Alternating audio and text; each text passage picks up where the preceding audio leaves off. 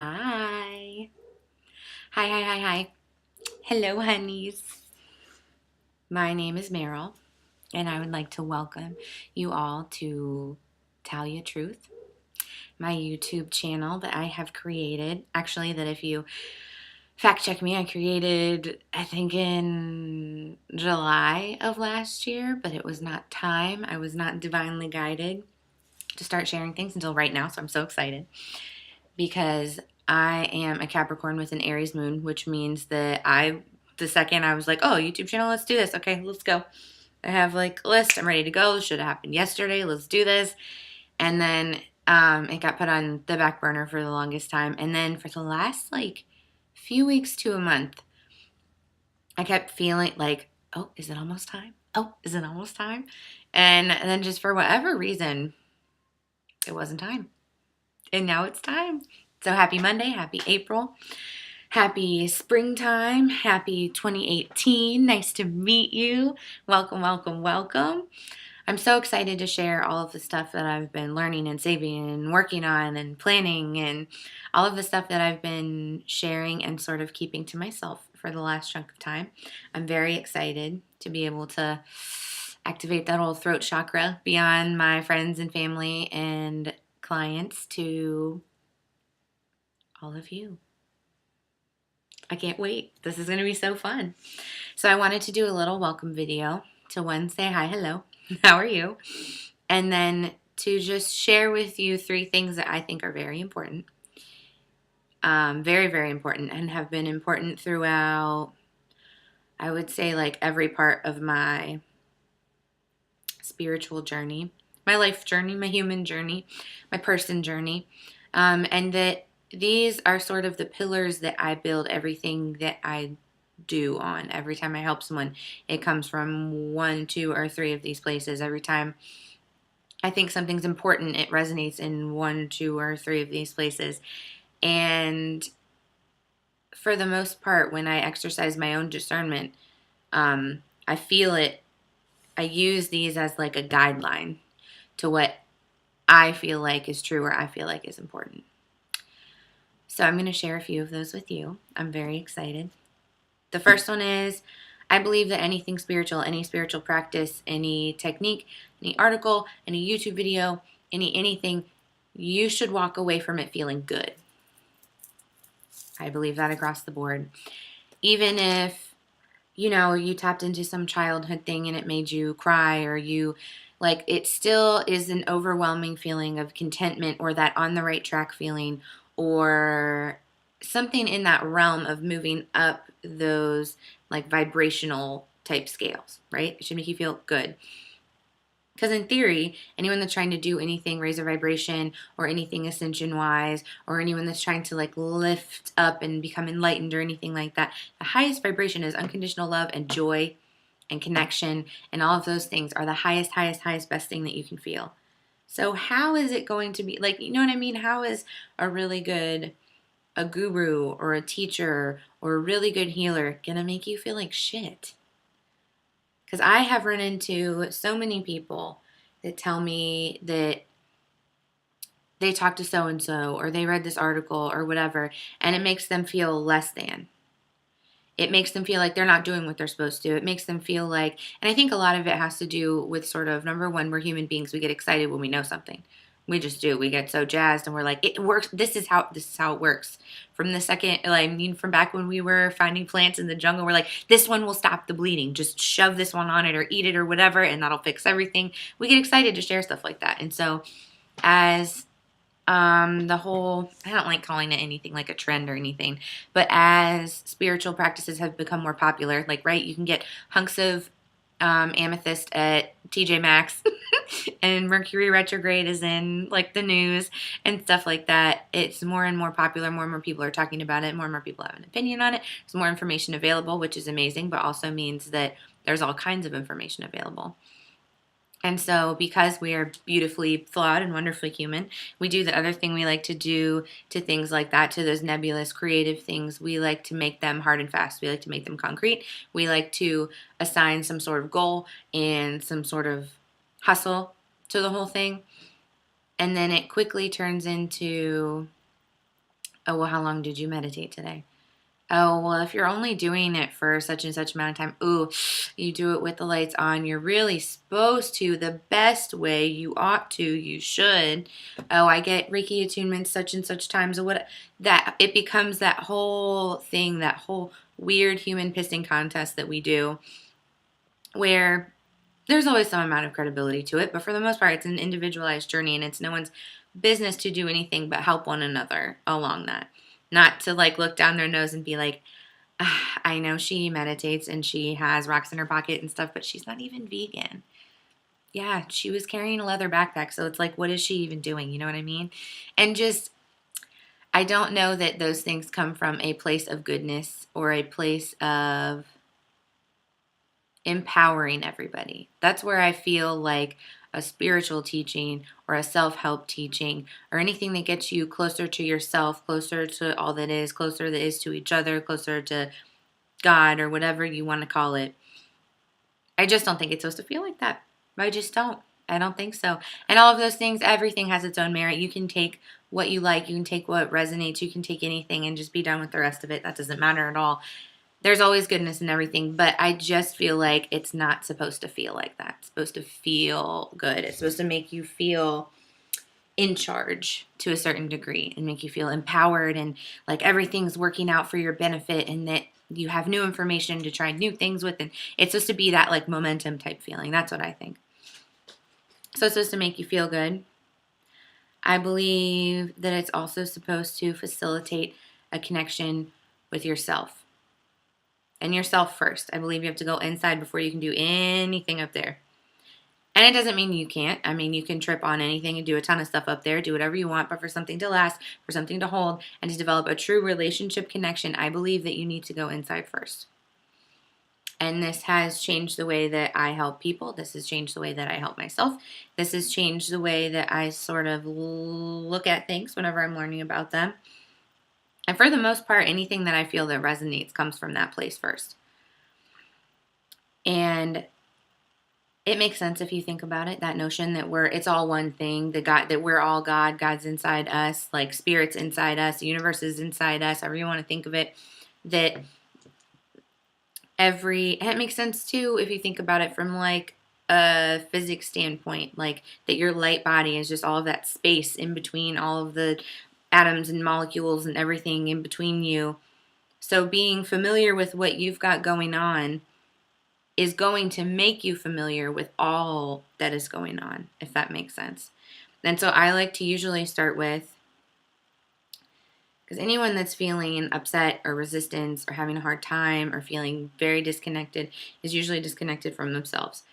And removing those blocks are more tangible and more achievable to most people than, well, I don't feel very good. Time to unravel the mysteries of the universe. For most people, that's just going to make them go, and pour themselves a drink and put on their favorite movie and go, fuck it. I'll try something tomorrow, but Jesus, that's not going to work out. So I like to start from that place. I like to move from that place. I think there's a lot of value there. And I think that if you distill a lot of the spiritual things, it only brings you closer to the self. Meditation brings you closer to the self. Connecting with your guides, guardians, ancestors, all of that only connects you with the self. So also I think that if you don't do that first, it's kind of like skipping steps. It's like trying to, I don't know. To me, it seems, I'm so deep in it now. I'm trying to like be gentle explaining, but I'm so deep in it now that to me it seems as ludicrous as trying to put like the very top little brick on something that you built without building the underneath part. It's as crazy as like trying to drop it right on top of nothing and then being so upset and just flabbergasted when it just falls straight to the ground. It seems that silly to me. Maybe it's not. Maybe that's my own experience. But 100%, that's what I think. I think you need to build that relationship, build that foundation, and then you can do the other connection. And sometimes they interplay with one another. You do one, the other, one, the other, one, the other in this big fun game of tempering the human condition that we're all playing here at the same time. Because also nobody wants to be in that place. Nobody wants to be hustling for something they're not going to get. I don't want to do that. I don't think you want to do that. I don't think you want to be grasping at these fleeting nebulous feelings when you can build a relationship, which I feel like is much more beneficial. So you want to feel good. You want to connect with yourself first and maintain your connection with yourself. Sorry, I had to hop. My computer tried to go to sleep on me. I was like, no, thank you. Computer, you might be done with this, but I am not finished yet.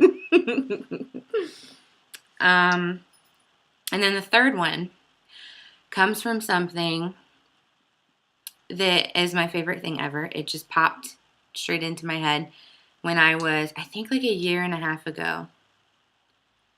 And I haven't found it written any place, because at first I was like, oh, I read that somewhere. I was like, I had to have read that somewhere. Because that happens all the time. You think of something, you're like, oh, that's genius. You Google it and you're like, that's right. Ben Franklin did think that was genius. Or Lil Wayne did think that was genius. It was perfect when I heard it in that song. But I was not meditating, but I was in that space like right after you wake up. Like the instant after you wake up, though, where everything is very like calm and clear and everything sort of makes a lot of sense, but the veils are very thin. You're like in that, I forget what it is. I don't know if it's a theta state or whatever that state is where you're like right in the middle. And I had just been reading a lot about heaven and hell being states of consciousness and not places, which I totally believe. I think that it's so odd because I didn't pay any attention to the Bible. I dismissed it pretty immediately, like most people do when they're doing spiritual things. But I think it's obviously largely allegorical. And so the idea that you basically are a step away from heaven or hell at any given time, but it's a state of your consciousness, of your being. So on earth, we're all doing our own little weird version of the same thing. And the prism through which you're experiencing it can be heaven or it can be hell. You know, do all the nice things, and that keeps your, oh my gosh. I don't know if you guys can hear this cat going absolutely savage. Whenever I do anything spiritual, I guess the vibration, because I'm already whenever I do anything, I can just feel the resonance like lift and heat. Okay.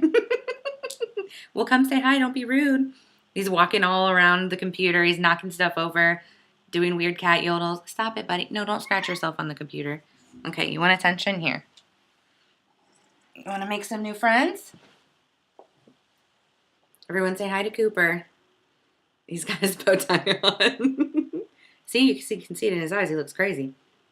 He's about to go crazy. All right. Go meditate or something, buddy. Namaste. There you go. Go play with something. Anyway, so I was obsessed with that idea, sort of, that heaven and hell are states of consciousness and places that you have access to at any given moment. And everything, all this stuff people are waiting for, that stuff that's supposed to be at the end of the line, the stuff that's supposed to be, it's later, it's not now, it's all, everything's right now. And it's all sort of how you choose to align yourself and how you choose to participate in what we're given. And so I was all about that. And I'm sure I fell asleep, thinking about that and obsessing over it. And so I woke up and I was like, and just instantly, if heaven is a state of consciousness, then Elysium is too. Now, I don't know how much any of you guys know about mythology. I might leave a little link below or something like that. But Elysium is in mythology where heroes go, where you go when you've completed something really great, when you've gone above and beyond, right? And not just done well, done incredibly well and completed your task. And you don't have to cut the heads off a hydra or rescue a town to complete what you were sent to earth to do, right? And so I was sort of obsessed with that idea of next level. Obviously heaven, that conceptually is incredible, feeling that peace and contentment and everybody loves everybody, but that also the idea that we were put here not just to survive here. Another thing I thought of too is because I was reading Joseph Campbell and the Hero's Journey, and I was like, God, this needs to be, I was like, what can I figure out to make this the tagline to? Because then my brain just goes survival to thrival to fival.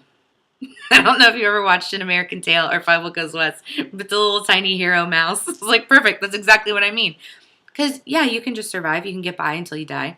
You can thrive. You can do a really good job, help a bunch of people. Or you can feel like you're in charge of your life and feel like you're in alignment with exactly what you're not what you're supposed to be doing still puts it outside of you. You're in alignment with what feels best. You feel like you're using all of your talents. You're making enough money. You feel like your gifts are really being utilized. You have cohesive relationships. You're helping people. You feel really, really, really good. I think the idea that we can access that reality through consciousness is powerful. It's exciting. I think it's true. It resonated. My whole body went, yup. Like that tingly, like absolutely. Absolutely, that's possible. That's within our reach. That's 100% something that can happen right now. And it's something that I feel like we've all incarnated to figure out how to do together. And I feel like we figure out how to do that through the exploration of different truths, of what feels true to us. And I think that that discovery, that connection, all of that is going to deepen our connection to ourselves, like we were talking about before, but also to our shared humanity, deepening our connection to humanity. Because I also don't believe that spirituality happens outside of us. It doesn't happen in a vacuum. It doesn't happen outside. It's not something that you practice and practice and practice until you're good at, and then you get to have something. I don't believe any of those things are true. They're limited, they're linear, and they're not how any of this works. Now, we might quibble and quabble over certain things, but I think we can agree that that's for damn sure. That's not how any of this works. I think we're incarnated right now to experience this world, this earth as human people. So all of those things, the deeper you connect to spirit, the more you connect with your humanity.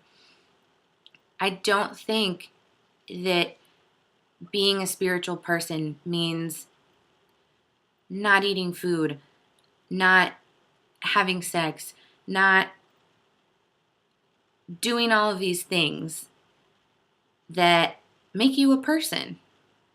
Does that make sense? I don't want to get too deep into it because I know that that's something that I'm going to talk about again. But I think that spirituality is supposed to enrich these experiences. It does not exist outside of them. It enriches them. It's part of them. You can't do anything. You're a spiritual being. You're walking around in a light body. Whether you have accessed it and are aware of it or not, it doesn't matter. It's happening. Everything you do is spiritual. If you go to the bathroom, it's a spiritual experience. I'm sorry.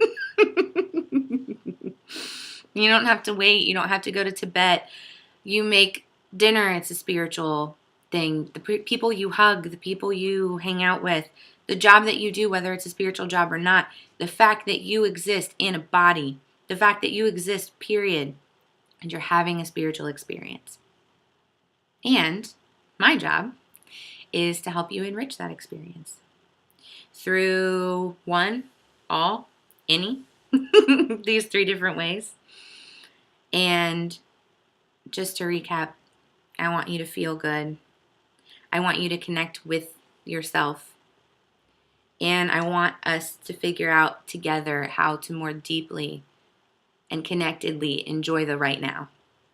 Because that's all we get. And we get plenty of right nows over and over. There's like a jillion, billion Rick and Morty universes versions of us happening at the same time. But this is the one that we're in right now. I don't want you to let your journey down the rabbit hole, your quest to Oz, your any of that make you feel less than. I don't want you to let it take away from what you're doing and experiencing right now. And so, if you would like some assistance with that, I will be doing some more videos. I'm not sure exactly what kind yet. I'm going to let the videos design themselves, I guess, if that makes sense. I have lots of ideas, but we'll see what it's time for. But if you would like any assistance with that, I have a link to my website below. If you go to the top right-hand corner, I believe, there's a button that says book. That should take you to my scheduling app that I just started using a little while ago, and it's really cool. I have odd times left in April, but most of May is open, and basically we can talk for an hour, I have it as 65 minutes because I figure by the time we get each other on the phone, blah, blah, blah, blah, blah, whatever, we can have an actual hour. I call it an unstuck sesh because everybody needs something else. I use a combination, maybe we'll use, basically I meditate before it, and whatever you need is whatever we do.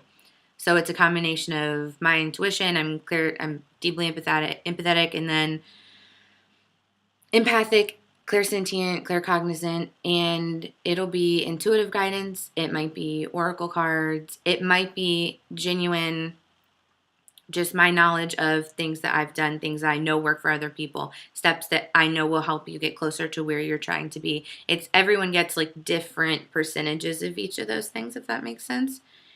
And so I lump it all into one thing that you can pay for. And you can book the session. I use one of those apps that lets me set aside the times, and then you pick from the times I set aside. So if that's something you're interested in, wonderful. I look forward to hearing from you. If it's something you're not, that's not a big deal at all. I just don't ever want to make it difficult for someone to reach me. If it's not, I will see you around YouTube. I'll see you some more. And I love you guys. Good luck. We're all in this together. It's going to be fun. We're figuring out progressively how to make it more and more and more fun. Don't ever forget that everything you could ever need is already inside you. And if you need a reminder, there is no limit to the number of people that can help you with that. There's all kinds of different people that'll help you with that. All kinds of books, all kinds of everything. Oh, that reminds me. Oh my gosh, I almost forgot. I'm also going to put a link. I better come through with these links. I think I promised you guys like 3 of them. My sister created a Facebook group a few weeks ago, I think. A month ago, a few weeks ago. Basically, and I don't want to forget the name of it, so I'm just going to put the link underneath. But basically, it's a combination of books. Because we were talking about the value of how much nicer it is to be able to walk through, like, the self-help or the spirituality section of Barnes & Noble, and how things like Amazon are very helpful if you kind of know what you want. But for most of us, anything that's spiritual related, we don't know what we want. We don't know what we need. We don't know which is going to be best. And even to pick things based on related things on Amazon, you have to have like a starting point. And so it's basically a collection of books that have helped me so much. A few of them that I used as basically like textbooks, because I'm a big old nerd, and that's just the easiest way for me to assimilate information is just by reading it like a textbook, taking notes, highlighting it, butchering it, the whole deal. And ones that have helped me, ones that have helped her, and then people have been sending her ones that have helped them as well. So it's a really nice starting point, or even just to scroll through or to be like, this seems interesting, this seems not. I think that there's value to anything like that that you do that just develops any sort of connection. Like anything you do that's kind of spiritual or wondering or looking or seeking, it opens you up vibrationally to receive the things that you're looking for, the feeling that you're looking for, the whole. I just think it's important, and it's important to have things to pull in there and places to go. So I love you. And just like Parks and Rec, I love you and I like you. If you're watching this and you're having a hard time, everything's going to be okay. I promise. I promise, I promise, I promise. It might not be now, and it might not even feel like it now, but it is. I will see you guys soon. Have a wonderful week. Have a wonderful few days. Goodbye.